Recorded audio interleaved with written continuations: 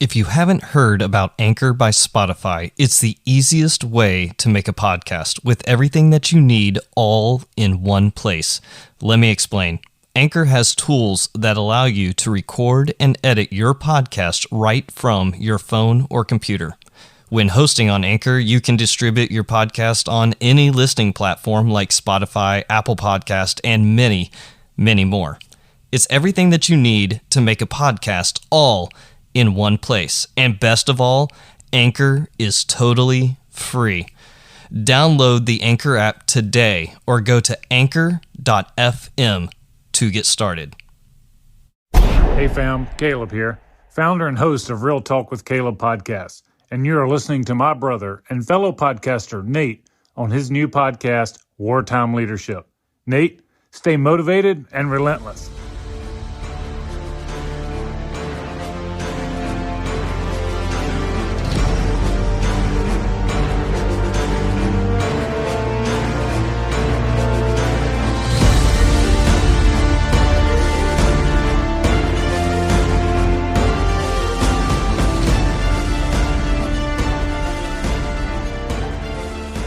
Welcome back to the Wartime Leadership Podcast, where we look at spiritual resiliency through many different lenses. I think that we all bring a different aspect of what spiritual resilience means to us as individuals, but we don't focus on it a whole lot. Today's guest is someone that I was introduced to about a month and a half ago by a good friend by the name of Trip Bodenheimer. Trip is an amazing individual, works down at the Enlisted Professional Military Education Instructor course. That's a lot of words. He introduced me, and let me tell you, Chief Master Sergeant Joe Bogdan immediately started sending me emails. He was dropping some stuff from Llama leadership. He was sending me stuff. He saw a thirsty individual and he started feeding into him. So, ladies and gentlemen, Chief Joe Bogdan. Chief, welcome. Thank you, Nate. Man, I'm so excited that to be on Wartime Leadership, and even more than that, to be connected with you. When Trip connected us and told me how you kind of listened to my story on his podcast, it really warmed my heart, man. It really did, and it's just, I think that it reinforces the message that we try to push out as leaders, to try to make ourselves more vulnerable and transparent. And yeah, I just really appreciated not only that feedback, but the fact that you invited me on the show, man. This is awesome. Yeah, that story is absolutely amazing, and I will for sure get into it a little bit later because I want your perspective on a few things. But let me start with your background here a little bit. So, senior enlisted leader, United States Air Force. You've been in for just over 20 years. Actually, you're about to hit your 21st year of service. Thank you so much for your service. You have a wide array of leadership experience, and not only do you have the experience, you have actually turned around and taken some courses, and so now you're actually an you have your instructional certificates in the 7 Habits of Highly Effective People, Shipley's Communications 4 Lenses. You're a master resiliency trainer certified through the University of Pennsylvania. You have an undergraduate degree in social science and a minor in homeland security. You have a graduate degree in organizational leadership, and now you're also an adjunct professor of both undergraduate and graduate leadership studies. And on top of that, you're the co-founder of the Llama Leadership website, and you're a host on the Llama Lounge podcast. I'm sorry, Joe, when and what do you do with your free time? Yeah, you know what? I was thinking about that this week. You go through seasons in life, and right now it's a really busy one with me and my wife. We're both talking about it. We've just been grinding. The Llama leadership stuff I love. It doesn't make you feel busy necessarily because I just love what I'm doing, right? But there are definitely times and challenges of trying to get everything put together and get a quality show out, and as well as the products that we put out.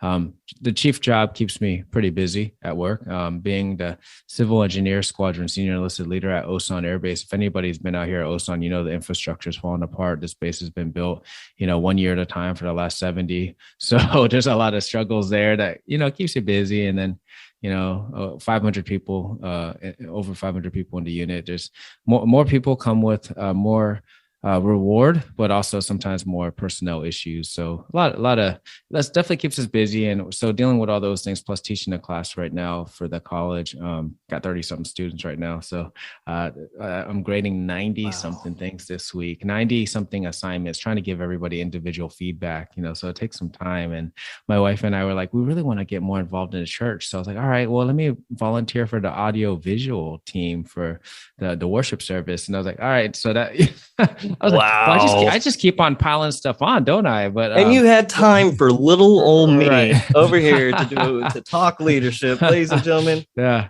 www.llama-leadership.com. I'm telling you right now, you're going to go there. You're going to change your life because the conversations that they have are just absolutely amazing. And if we get time, I want to go a little bit more into how you came up with the name Llama Leadership. It is absolutely just amazing. Yeah. Absolutely. Now, there's first world problems, aren't they? Like you're busy too. I mean, we all got first world problems, so it's good. Oh yeah, but good golly, Chief, you just keep doing it to yourself. You keep adding stuff onto your plate. It's absolutely amazing. So I'm going to start off with a few questions that we've come up with. Now, my son kind of helped me out in this. We play apples to apples all the time, and so he started pulling out some questions, and so that's where this was kind of crafted from. So. Okay. Number one, what is one thing you find repulsive? One thing I find repulsive. Ooh, man. Let me try to bring. All right. This is probably not exactly the answer you want, but just laziness and incompetence. It just makes me angry. And it's not like incompetent as in like you just don't know something yet and you have a growth mindset and you're learning. It's like you don't even take when people don't even take like the time to try to master whatever they chose to do, right? That just kind of irritates me, and I really gotta focus and calm myself when I see that. Oh, laziness.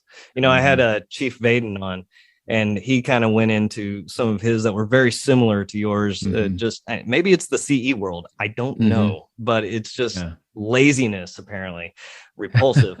What is in your online shopping cart right now that you have not pushed the button on? Okay. You know what? I was just looking at my online shopping cart yesterday. I think it's probably some bone broth.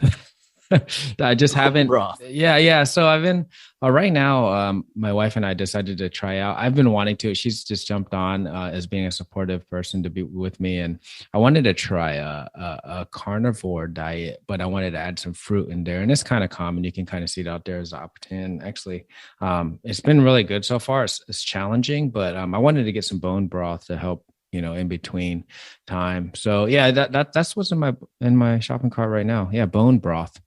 Man, I'm telling you, okay. Listen, folks, if you have the opportunity to go to Instagram, to Facebook, to look up Joe Bogdan, let me tell you, his food that he puts on there is absolutely amazing. I mean, we're talking Chef Boyar Bogdan right here. It is absolutely makes me hungry. Even if I've had a huge meal, I go and I look at the page and I'm like, oh my goodness, that looks so delicious.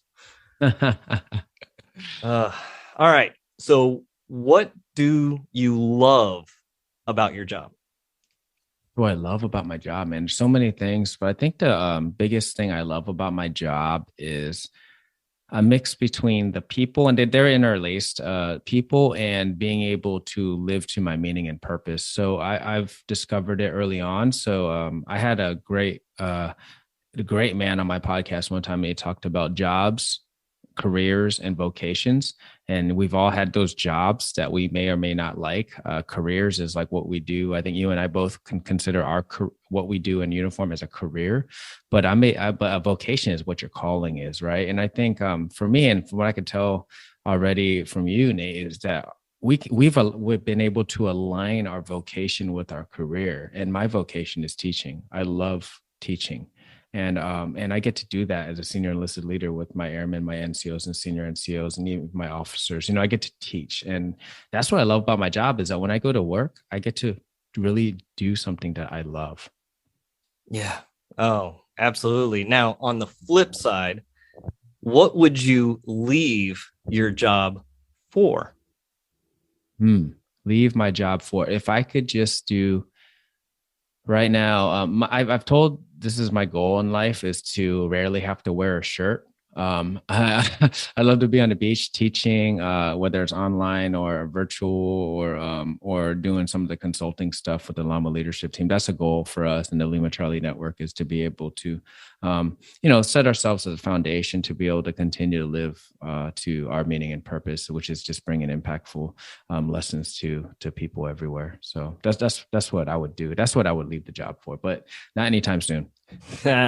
Well, that's why I live here in South Carolina. You know, I love the fact that I'm stationed at Charleston Air Force Base because the beaches are just absolutely amazing. And it's like you said, I can take my laptop, go out to the beach, sit down, do whatever I need to do for the day, and then pull chocks and go. Right. So I'm right there on the beach.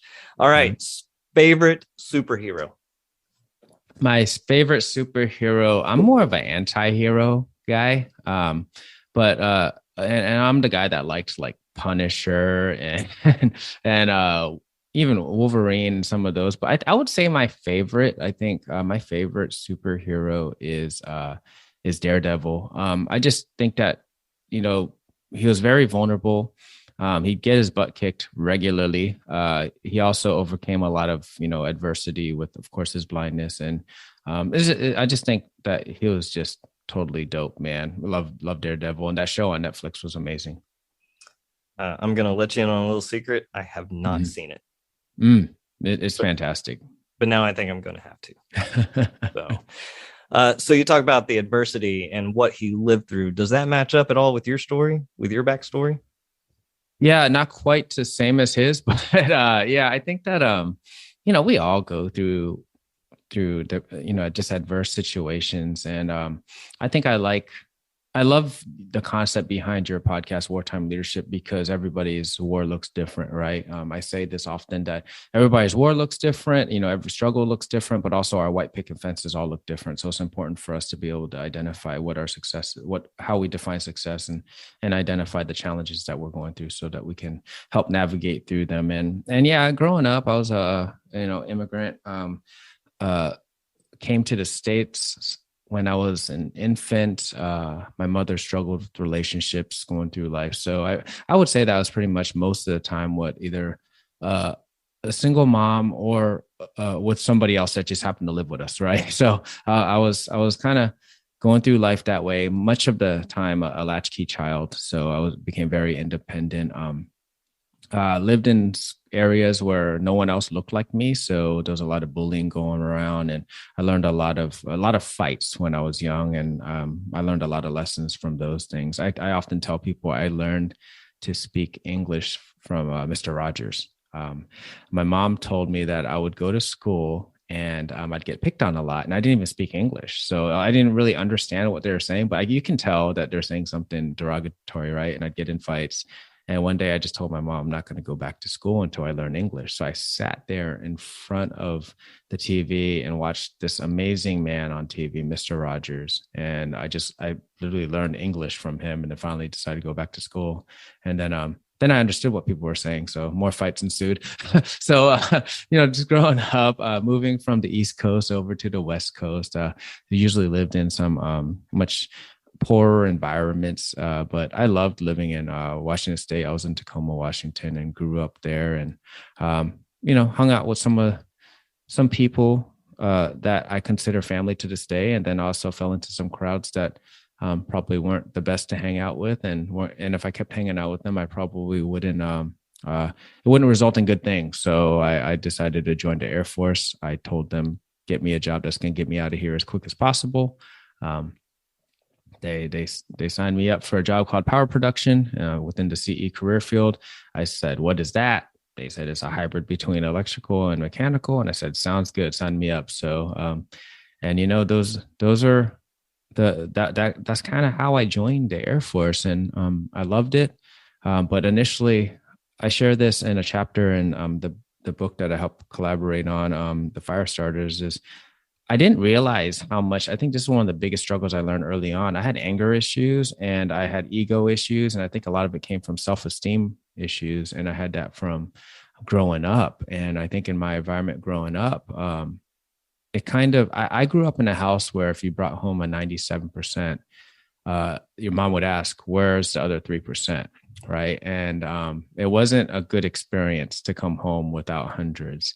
And if you got a B, my goodness, you might as well just run away. I mean, it wasn't the best environment. Right. And what that led me to was never wanting to take any AP courses, even though I was intelligent enough to take them, and stretch outside of courses I knew I was going to succeed in. And that translated into my military career. I didn't want to step outside my comfort zone. And whenever I did face something that I wasn't good at, I'd get angry. You know what I mean? It's like I was waiting for the other shoe to drop on what was going to happen to me because of that. And I was not the kindest, nicest airman in NCO. And I was great at my job, and I was great at everything I did because I only did stuff that I knew I was going to be good at. Right. So it took a while for me to realize that. And I didn't realize that until I did a special duty working at the Airman and Family Readiness Center, much like how you've stepped out a couple of times of your career. So I think that, getting that breadth of experience gives you perspectives that are so invaluable to life, not just being an airman. And I gained some great leadership qualities like, being able to convey a message in front of people, which I thought was very important, right? I was not a public speaker by any means, but my job required me to. So I worked hard at that. And the couple other things was like, I learned these things called like empathy and kindness and generosity, which I didn't necessarily have. And I had great examples when I was working there to follow. And it just made me a better person. So I think I've had quite a few struggles throughout my career. We all had our crucibles. We've had, you run into situations where people don't like you, people want to throw obstacles in your way. And sometimes when they're at higher levels of leadership, it's really hard to swallow, especially if you looked up to them. Dealt with those challenges, but I think we all do. And I live with a philosophy that I'm not entitled to anything. I'm not entitled to a boss that likes me. I'm not entitled to a boss that wants to just invest in me. I have to earn some of those things myself. And a good a mentor and friend of mine, General John Gronsky, he quoted General Cone, a U.S. Army general from back, a great leader. He said, "Not everybody deserves a mentor." And I lived that in my mind. It's like, whoa, not everybody deserves a mentor. What's he mean? It's like, well, if you don't have an open mind, you don't have an open heart.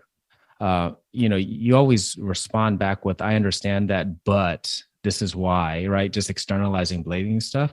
You don't deserve a mentor. You know what I mean? So we as, proteges and mentees, we need to also earn that mentorship by looking for it in various places, with a growth mindset, with an open heart. And I take that to heart. I think that I want to make sure that I never feel entitled to anything. So those are some of the challenges. And I had a lot of different perspective changes. I call it finally seeing the world through adult eyes. I haven't seen it. That didn't happen that long ago, to be honest with you, and it's still a work in progress. But I think that those, just perspective changes, mindset, that helps a lot. And having a foundation of faith, that keeps me grounded as well. So hopefully that wasn't too long of an answer to that question about the struggles and adversities, but I think we all go through them, right? No, that's absolutely amazing. Not everyone deserves a mentor. We invest in people just like we invest in the stock market. We want to gain something back, right? Like we want to make them better, but we want to know that we're setting the foundation for what they're going to be. So it's a two-way street. And I absolutely 100% agree with you. So my wife is Filipina, right? So we talk about the grading system in our house a lot with our son, and how blessed he is to be in our house because we don't do the same things to him Mm-hmm. that happened to my wife, right? With as Mm-hmm. far as school goes. In fact, I would go through all of the different ones, but F is find a new family Mm-hmm. Yeah. Yeah. in her household. Like that's where that stops. But yeah, we've all been through adversity. So it's really neat that you bring up this lead up. So you and Trip had a really wonderful conversation, and it got to one point where you said that was my darkest moment. That was my darkest moment. You were talking about going through adversity, what you were happening, and you got to a point you said that was my darkest moment. And my son looks at me and says, mine was foster care. Mm. Okay, I had to pause. I had to hit the pause button because people on my podcast, they know I talk about my son all the time, going through the adoption process with him, the struggles that we kind of had to navigate through. But the one thing that people don't look at is what we allow people to see in us. So our son did not talk, did not open up about this stuff. Like the one time was when we were listening to NF, and NF, the Christian rap artist, had been through a lot in his life, and a lot of it aligned with what Stanley, our son, had been through. Mm-hmm. But whenever we would hear it, Stanley would be like, oh, I know what he's feeling. And I'd be like, okay, what is it, son? Mm-hmm. And he'd be like, oh, I don't know. He didn't know how to put emotions, into words. Right. He didn't know how to do that.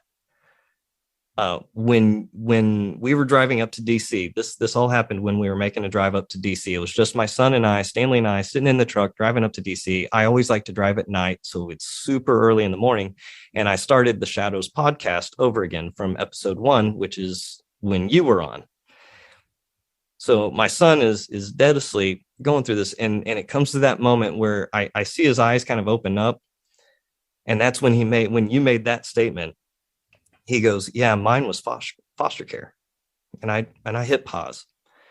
And it created this atmosphere, right? Just two guys in a truck driving, listening to two guys talking on a podcast, something that is small when you think about it, right? But the impact of relationship and what that created in that moment for my son and I was huge. He opened up about a lot of the things that he had been through. He was finally able to and felt comfortable enough because he heard somebody else say that was my darkest moment. So from the bottom of my heart, and my wife and Stanley, thank you for having that conversation with Trip that has now come over to here, because that was a healing moment in our family that we cannot get back. We cannot get that time back. That was a breaking point when he finally put words to what happened to him as a young child. Yeah, I mean, that means a lot. I like I said, it really warmed my heart when I heard the feedback that that conversation could have had an impact on another family. And I think that's vulnerability is kind of a buzzword now. Everybody needs to be vulnerable. And I was like, well, I think you need to be able to discern between things and who you're being vulnerable with and what levels of vulnerability you're willing to share. And I think that maybe, just bearing your soul to your troops before you're about to go take a hill might not be like, I'm really afraid right now. Maybe that's not the time, right? Timing's a big piece of it. But I think that just being honest about, the feelings and the struggles that we've gone through and the mistakes we've made. And another great quote from General Gronsky is, mistakes don't mean anything in themselves. And I agree, like you have to learn from them for them to be valuable, right? You just don't promote just making a bunch of mistakes. You got to do an after action report and figure out if you've grown from those things. But I think sharing those mistakes we made and the lessons we learned from them, those are things that I think are 100% appropriate at all times for any level of leadership, right? To share with anybody and just family members like, hey, yeah, I made a mistake. I wasn't prepared. That was me. I learned a lesson there. I need to be more prepared when I go do X, right? And that's the reason why it didn't come out well. So I think, just that vulnerability. And I was wondering what exactly it was that might have brought that conversation. Until now, I didn't really know. So I really appreciate you sharing that with me, because I'm just grateful that, sharing something that you go through is probably, in a way, it gives permission. And like you said, even the language to help somebody else identify some of the issues that they've dealt with. Healing happens in the context of relationship a lot of the Mm-hmm. time. And the relationship that my son and I had up till that point was good. It wasn't bad, Mm-hmm. but it was a milestone that we hit. And the vulnerability, just like you said, that moment created much more, right? Because we've had a lot better conversations since then. So just you being able to say that, even though we don't always know what we're saying in that moment, the impact was huge. And I can just imagine, as a leader for your airmen or for, people in Llama Lounge, like what do you see as your leadership style? Yeah, so love it. I love that question. I think when it comes down to it, first, I always like to start us off with my core values. And I think it's important for people to identify what those core values are, because if you're leading and you're trying to develop your leadership philosophy and your vision and all that, and you don't have your core values down, you're kind of like throwing darts, right? You're just trying to figure it out, right? So I would say my core values, and I've discovered these honestly by finding out that what really like irritates me, what brings the highest level, triggers me, highest levels of emotion just come out of me, whether it's happy or not. I mean, what are those things? Maybe anger, and their consistency. I cannot stand it when people are not consistent in what they say and what they do, or when there's inconsistent rules. I mean, this entire pandemic has been driving me insane when it comes to rules, right? Like up back and forth, that those things kind of irritate me. And I realize that, and that's how I got to center myself. Like that's a core value of mine that's kind of like being crossed. So I need to,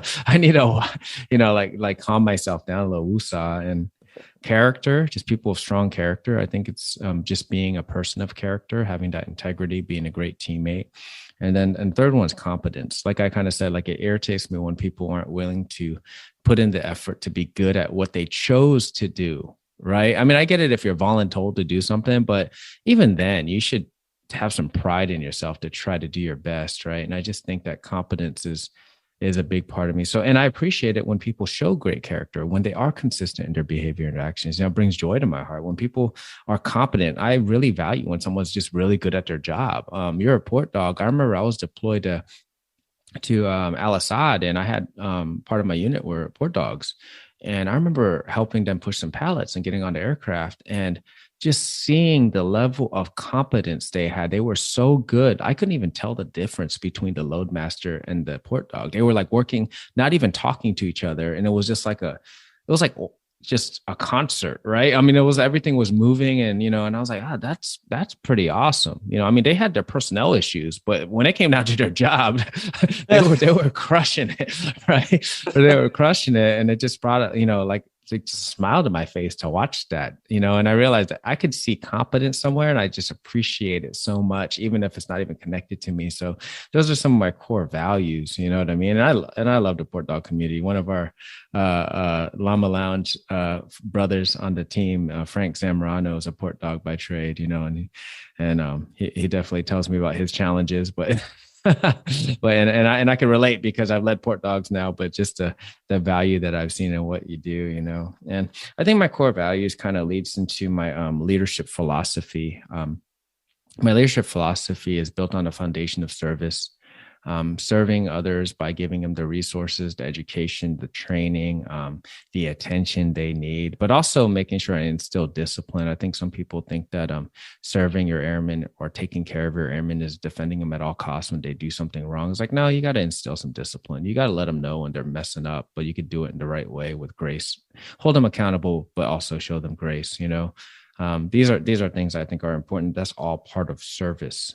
After service, if I can get that foundation built, then I can move on to the next pillar of my leadership philosophy, which is recognize all the great things that they do, recognize their efforts. And it doesn't mean just by awards. It means by showing them gratitude, even promoting what they do through social media, like showing their families the cool things they do. And then if we could figure out how to do the service and recognize the best that we can, then we just start improving on all the processes and improving everything we're doing. That's the self-actualization piece of my pyramid of leadership philosophy is just constant improvement. And a mantra I live by is better has no finish line. So I think that we can always continuously improve. So in the grand scheme of things, my core values and my leadership philosophy kind of mold how I lead my leadership style. And a vision that I have is to develop world championship winning coaching trees wherever I go. That's something that I try to grow leaders to be able to win wherever they go. And all of those things together in concert is how I lead. Wow, that is, I'm just over here taking notes like crazy just because I'm getting a ton out of this. Creating world championship. What was the quote? World championship winning coaching trees. Wow. Yeah. So, you see people that have some of the most amazing coaches, right? And they win all these championships. But I'd like to also identify whether or not they developed great leaders, right? So if you're a head coach and you won, so whatever they are, you won a couple of them, but then your assistant coaches go out and they just like don't do very well. Maybe that's you, maybe that's them, right? But if you are developing, you're winning championships and developing these coaching trees that are amazing, to me, that's a huge indicator of great leadership, is developing those folks that can go win elsewhere too, right? And you see coaches like John Wooden and, these coaches, and you start seeing who did they actually lead, and whoa, those people also grew and became great coaches elsewhere, and that's my vision, is that, as a chief, I should be growing my senior NCOs to be fantastic leaders and winning championships everywhere they go. Now, I know you're a Seattle Seahawks fan. So, and I know that you mentioned Pete Carroll in the chapter that you wrote for Firestarters and how he looked at John Wooden. So can you maybe take us down that path a little bit? Yeah. So actually the leadership philosophy thing is something that I gained from Pete's book, Win Forever. And he talked about how when, a lot of people know that Pete didn't have the greatest first stint in the NFL. He was coaching the Patriots and the Jets, and he didn't do very well either time, right? So it wasn't great. But he talked about how he looked up to John Wooden so much that he kind of like embodied him and tried to be him, and he tried to lead like him. And it just didn't work out because that's not who he was. Even though you look up to somebody, it doesn't mean you're that person, right? You could take some pieces of what they do, but you still got to be you. And he wasn't being his authentic self. He was trying to live to another person's leadership philosophy. And he thinks that was a lot of the reason why he didn't succeed. So he got fired for the second time. And then, people offered him other jobs still. And he was just like, no, I just need to take some time and put down my leadership philosophy to paper, and that's what kind of, inspired me to do that. I was like, what is my leadership philosophy? Right. So I started taking the time to think what's important to me and what I'm good at and who I really am as a leader. And he spent time doing that. And then he got an offer from USC, and they asked him if he wanted to come to coach their team, and their team wasn't very good at the time. And he was like, I will do that with only, long as, and this is not negotiable, I have to be able to do it my way. I have to be able to lead with my philosophy, and you have to let me do it my way. And they said, sure, because we're terrible. So come on over, do whatever you're going to do. So he came over, and a lot of people know that he won. Like that was one of the very few times in NCAA football history where the Pac-10/Pac-12 was even relevant across, you know what I mean? Like, and they're winning championships, and it doesn't happen like that, right? And I attribute a lot of that to him figuring out what his leadership philosophy was, who he was as a leader. And then he took that up to Seattle, and he took us to 2 Super Bowls. We won our first one ever. And I say we, like I was on the team, but the Seahawks won the first Super Bowl ever, and in the history of the organization. And the team was absolutely relevant. This is the first year where we've had a bad record, really, but team's been relevant the entire time he's been out there and been a force to be reckoned with. And he like literally lived the same philosophy he did when he was at USC. So I think that's really important that we figure that out. And I think that's why what inspired me to figure mine out. I think that that's one of the biggest takeaways is the idea and the concept that you have to be genuine. You can't be somebody else. You can't walk in somebody else's shoes. They're either going to be too big or too small, right? Like you have to carve your own path as you go through. I did that as an MTI. Like I went there with this idea of who I had to be, this yeller, this individual that gets into everybody's face all the time, which there was an aspect of that was an aspect of the job that had to be there for a certain period of time. But it wasn't me, right? Like I'm not an overbearing yeller. I don't want to get into people's faces. I did it really, really well eventually, right? But I had to twist it to my own. I got individuals into the room a little bit different. I did things differently and it worked for me and it created some great airmen. So you can't be somebody to them that you're not who's at home, right? Exhausting. Yeah, it's exhausting to try to put up a facade, and it's not. And I don't want any of the listeners to take this as, oh, I got to keep it 100 all the time. I got to be me. And it's like, no, well, you got to be able to adapt to situations too, right? I think Chief Kraselnik said it best. He was like, be yourself. Unless yourself's a jerk, then change who you are. Like don't be yourself anymore. But if you have this idea of who you are, and you realize that what your strengths you bring to the table, and if you can leverage those more often in whatever it is you want to do, you're going to be energized versus drained trying to hold up an image that's not true. Now, you think about, PME, we probably still talk about systems 1, systems 2 thinking as well as everything else. But, when you're in that mode where you're learning something new, it's tiring. You know what I mean? You haven't done it before. And then eventually you get to the point where you have that muscle and, that neuroplasticity is adjusted and now this is easy for you now, and you get to that mode. There's danger being there, but at least, you don't feel drained. But if you're constantly trying to be somebody you're not, living to somebody else's expectations and also living to somebody else's, just measures of success, it's just a bad path to go down, Yeah. And a huge part about being yourself, in the Air Force, we talk about the CAF, right? So the comprehensive airman fitness, you want to take all of those pillars and ensure that they're strong because, your physical, your mental, your social, and your spiritual pillars, if one starts to crumble, then the whole thing does. And if you're not being yourself in that moment, in that situation, then those are going to start to crumble. And one of the ones that we too often overlook is the spiritual resiliency side. So when I say spiritual resiliency to you, Chief, what do you think of?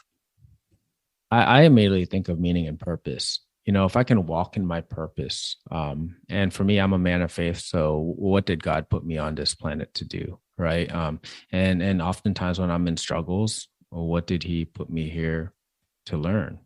It's just these different things, but it doesn't have to be, somebody doesn't have to be spiritually fit through a religion or even, and I think even religion and believing in God could be two separate things, in itself, right? I could believe in Jesus, but not even consider myself necessarily religious, if that makes sense, in my opinion, But I think you don't have to find it in any of that either. You can find it in many other ways. And I think a person that really nailed it for me when it comes to spiritual fitness and understanding is Dr. Viktor Frankl. And a seminal book. On just every person should read. A Man's Search for Meaning is just a fantastic book. And he talks about, all of us have a will to find our meaning. We may not realize it. We have a will.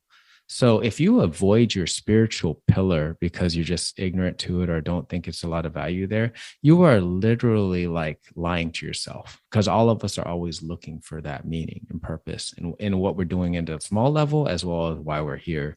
It might not be in the forefront of our brains. And I just love, he talks about you can do that in his meaning triangle, which if you Google the meaning triangle, it just, there's a lot to it that kind of breaks down what, where tools to how you can find some of your meaning, because it's not always easy. And some people feel pressure to find it, and that's not the intent.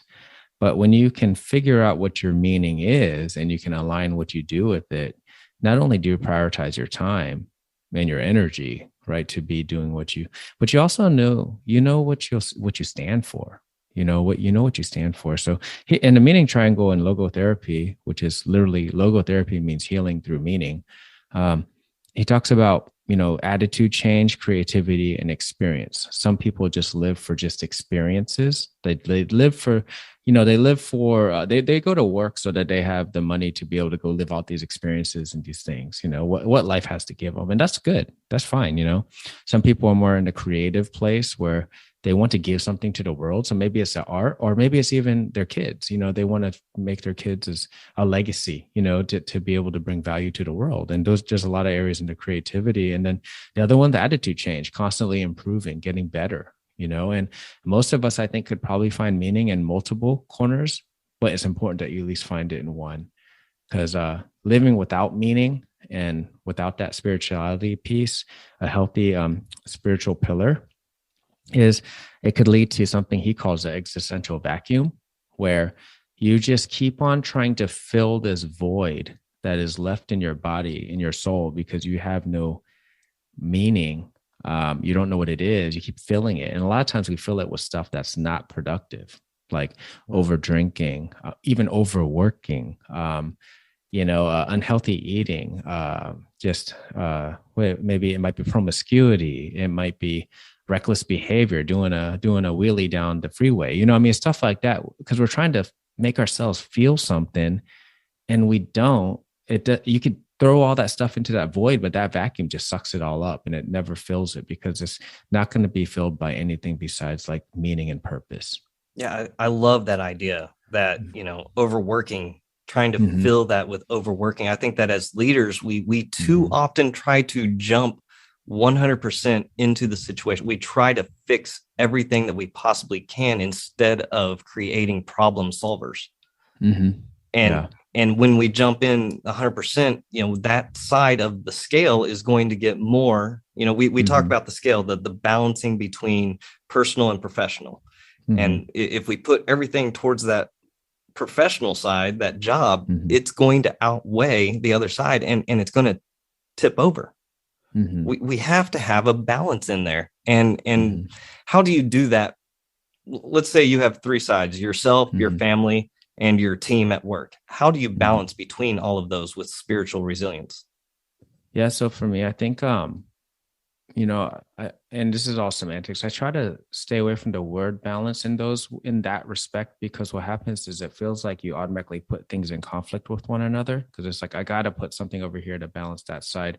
That's the Llama leadership team. We try to use the word harmony more, because there's going to be times, and I know it's just a word switch, but it could be perspective, right? I think that there's going to be times where you're going to be surging on work, the professional side of things, and your family might not be getting that same amount of as energy, but whatever time you have, you better maximize that time, right? To make up for it, because time in itself isn't necessarily equal, right? But maybe the effort you put in during that time. And then, whether it's yourself too, that's got to be important, right? So you got to figure out a way to be able to communicate and manage expectations within yourself as well as your family, or whatever your family model looks like. It might not be, a traditional family. It could be just friends that you love, right? I mean, or whatever that looks like. But you need that time, right? You need that time. You need to be able to have those relationships, but then also yourself, right? So there's going to be times where, like this past week, honestly, I'll tell you, Nate, I didn't do good enough taking care of myself. So I am going to go ahead and spend more time on myself this weekend to try to refocus and recenter. And what does focusing on myself mean?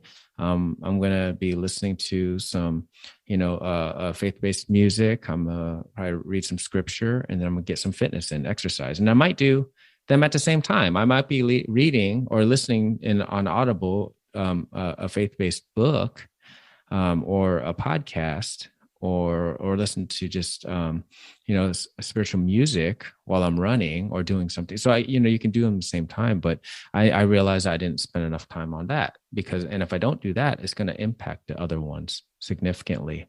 With my relationship, with my wife, we share the same faith. So a lot of times when you have relationship issues, leaning on that purpose, that meaning, that faith, for us, that helps bring us back together, even though if we have a disagreement. For me, we both know that, he's in between us, that we're stronger because he's in between us, and he's instilled us with meaning and purpose to continuously move together as one. So, and then, the work life, I just try to live to the values of my faith and spirituality. It doesn't mean hugging everybody. I mean, sometimes showing discipline, right? So I think that balancing those things, or which I prefer, harmonizing those things with faith. It's always easier just to kind of go back to faith for me to center myself. If I'm getting beat up at work, this is all just right now. This is all just this season of life. This is all, it in the grand scheme of things, and centered on my faith, this isn't that big of a deal, right? Yeah. Right. To be able to center perspective gives me a lot of perspective. But I think that the Lord put me on this planet to help grow others to meet their maximal potential. That's what I feel is my purpose and meaning. So I bring that back to work to help center me when I'm getting 15,000 urgent things and a pothole that needs to be fixed on this street, and somebody's water break is over here. I have an airman who decided to drink underage. Like all this stuff's happening at one time. I'm like, all right, Lord, you put me here for this. What can I teach and what can I learn from these situations? Right. So I think that for me, that spiritual fitness, understanding prioritizing what's the most important to me, that's important. That helps, bring that harmony across, that work life, take care of myself as well as my family life. So, and once again, this is how I do it. I think some people find their spirituality elsewhere, but it's important that you find it, right? I don't say speed to get it though, but do the work to figure it out. Right. Yeah. And I think that's why it's the most underutilized pillar or the aspect, because we don't think about it in that sense. Like we automatically go spirituality, that has to be this, and we try to fit it into a heart-shaped box or into a square shape, putting a round hole inside of a square peg. It just doesn't work for everybody. So that's the whole purpose of this podcast, is to give different perspectives of the same words, right? To put meaning, to show that people can go through different things in life that bring them to those moments when they have to rely on spiritual resilience, right? Do you have a moment like that you had to rely on spiritual resilience to make it through? Yeah. The one that, and many times, but definitely the one that comes to mind the most for me is when I was going through my my most recent deployment. It was back in 2020 to 21. It was in the middle of the pandemic, right? So, man, there was a point, Nate, where I felt like I've been in legit quarantine, not like this restricted movement, like legit quarantine where somebody had to bring a meal to me. I was allowed maybe an hour of yard time to get some workout in, and the rest of the time I'm stuck in this room, right? And technology made it easier, but I was also going through a lot of life changes in my life, and I was, in a relationship with my now wife. And there was a lot of things that I was just uncertain of. I was also leaving my job, where I left my job to go deploy. And I felt like I wasn't really useful in that job because somebody was taking the stick for me. So it was almost like I was feeling like I was having a crisis of meaning because I wasn't able to do some of the things I wanted to do. And I really had to lean on my faith during that time and think, what can I learn from this situation? Because I think basically what I would say that time was just a lot of transition. It felt like 8 to 9 months being stuck in a transition phase. And some of us do that when we separate from the military. We have a long time where we're in this transition phase. Some of it's because we want to, some of it's because we can't find the job that we want, whatever, right? A lot of different reasons. think about every time we PCS, there's a lot of angst that comes with that transition time, right? And we're just like, I just want to get there as quick as possible so I can get set up, so I can go to work, so I can get over this uncomfortable feeling of being in transition. And I was basically in like 9 months of not really in control, 9 months of just not with a lot of things that I can be, not really much of a solid ground on any of those things that I find important. And it was just nonstop transition. So I just felt a lot of angst. My ego was impacting me. Like I didn't want to ask for help or talk to people. So it was really hard in that moment. And I think leaning on my faith helped me get through that, because it helped me slow down and think to myself, what can I learn from this transition time that I often just try to speed through? I have no opportunity to speed through it this time. I'm just stuck. I'm stuck and I can't do anything about it. So what can I learn from the situation, and how can I bring value to this time? And that's where the I know Trip might tell you about my infamous quarantine lists, that I had all these to-do lists to go through and try to work out and exercise and all this stuff. And I feel like I came out better on the other side of that. Yeah, I remember in that episode where Trip was just going through item by item of everything that you had on that quarantine list, and I love how you refer to it as maybe an hour of yard time, because that's what it feels like sometimes, right? And like that's what deployments feel like sometimes, is you get that little bit of time to yourself. Wow. So Chief, I want to transition over to fire starters. I was able to read through in my research for this your chapter for fire starters, and it is exactly that. It is definitely a spark to start a fire. So I am impressed with what you wrote, and I love the name. I love the name of your chapter. Better has no finish line. Where did you come up with that? So, Better has, much like the Llama thing. A lot of people don't know why we called it the Llama Lounge, and literally, as we were at a function together, we were doing what we normally like to do, and there was a llama there. And we're like, hey, that's a cool. why is there a llama here? I don't know. Why wouldn't there be a llama here? Next thing you know, we're like, oh, that's our mascot. There's more thought that went into it, but that's basically what started it off. But with Better Has No Finish Line, I was on a train. I think I was on the BART, the Bay Area Rail Transit, heading to San Francisco for something with some friends. And I remember just looking up at a billboard, and it was like, I want to say it was like just a random quote. It was just like, hey, Better Has No Finish Line. It was talking about a water bottle. It was basically, some advertisement. I was like, dang, isn't that true? Better has no finish line, right? And I thought about it. It really lined up with my thought of just improvement. That I always feel like there's somewhere that you can improve. Just to kind of go off on a tangent, like one of the reasons why I decided to volunteer to become for the worship team to do the audiovisual support is because I have no idea what I'm doing. I have no idea. So literally I have an A1C teaching me how to do audiovisual. And I think that helps me like stay grounded, stay humbled, and keeps me inspired to keep learning new things. So I think Better Has No Finish Line means a lot. I think that we've all worked for uninspired leaders, people that aren't inspired. They come to work, they're salty, they got issues themselves. They don't really help and invest in anybody. I think that for me, my job is to cultivate others, to include my wife, to continue to cultivate her. So I need to constantly grow. So I live to that mantra, to constantly grow and stay inspired, whether through hobbies or learning, so that I'm not that uninspired leader. Yeah. I mean, just probably the greatest line I took out of that whole chapter is, we need disruptors.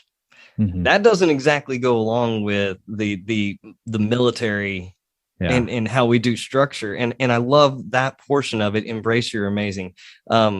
Just how you talk about, well, go ahead and let us know about purpose and meaning in that context.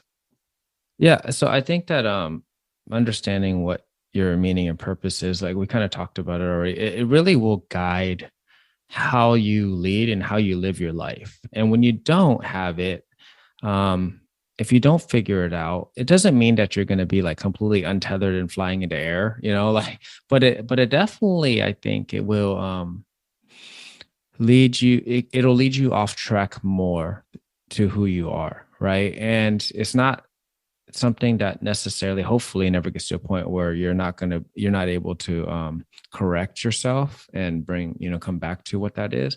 But in some ways, I'm not a huge fan of the word efficiency, because a lot of times it's like cutting out everything just to be better, but on time and processes, because some of that wasted time, quote unquote wasted time, is value added in your learning.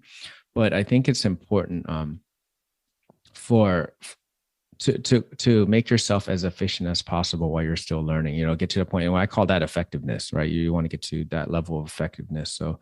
So understand what your meaning and purpose is, at least looking to do the work to figure what that is. And also, in me being a man of faith, I'll say, God's telling you what it is regularly.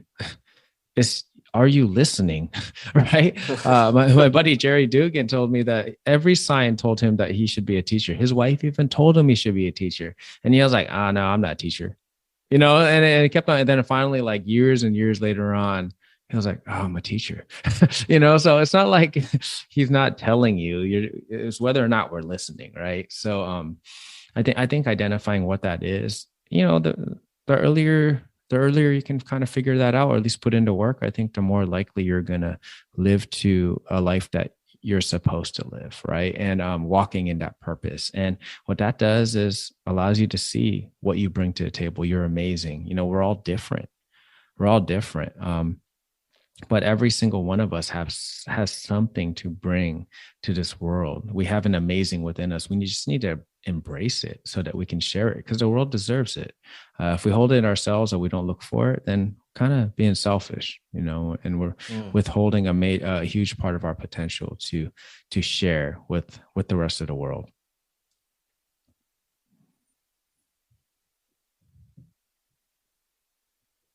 When I read "We Need Disruptors," I really think about shaking it up, right? We need people to come along that think differently than us. So that perfectly aligns with that. The book is Fire Starters: How to Be a Spark of Hope in the Midst of Change. We will have a link to the book in the comments below.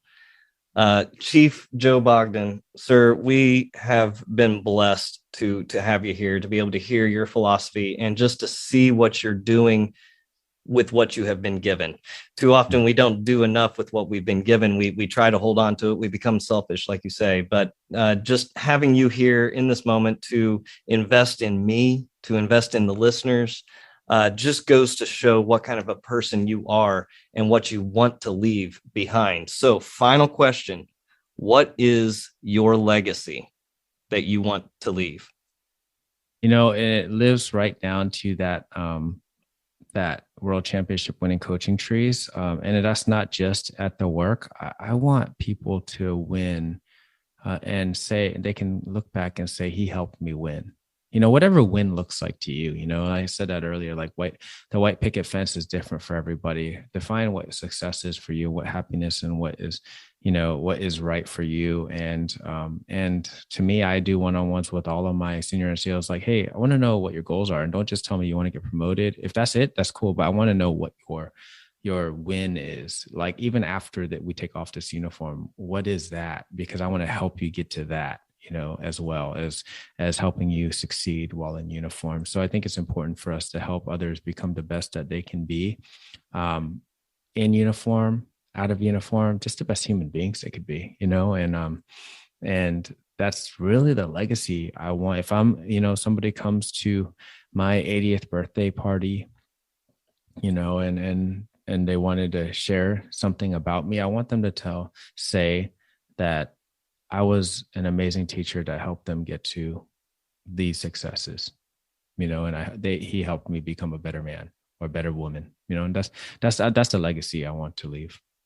Absolutely amazing. Chief Joe Bogdan, thank you again for joining us. Ladies and gentlemen, today's podcast is not possible without Jeff Frazier of 369studiodesigns.com. He is the producer, and he even composed the music for the intro and outro that you hear today. Also, our sponsor for today's episode is Success Draft, where we help you transform your dream into a drafted plan. This has been another episode of the Wartime Leadership podcast. God bless.